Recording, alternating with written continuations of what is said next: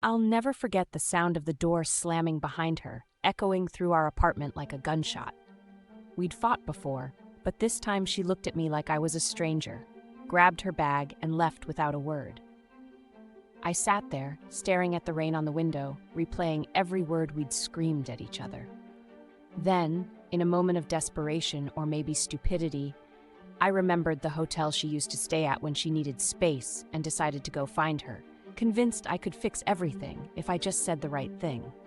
I showed up at her door, heart pounding, rehearsing apologies in my head. I knocked once, twice, and when there was no answer, I tried the handle. It was unlocked. I walked in, calling her name, but the only reply was a low, muffled laugh from the bedroom. My stomach dropped. The door was half open, and there they were, her and our marriage counselor, tangled in the sheets, his arm draped around her like he owned her. I didn't even have time to process the shock before he looked up, and I realized who he was. The ex she'd always insisted was just a friend. Neither of them said a word. She looked at me with this cold, hollow stare while he had the nerve to act embarrassed, pulling the sheets up like that would make it better. I felt something snap inside me, a mix of rage and humiliation that made my hands shake. I wanted to scream, to break something, to demand answers, but all I could do was stand there, numb, as if I'd stumbled into someone else's nightmare.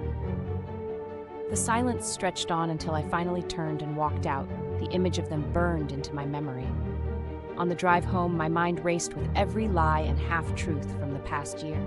The late-night sessions, the sudden bursts of laughter she'd try to explain away, the way she always seemed just out of reach.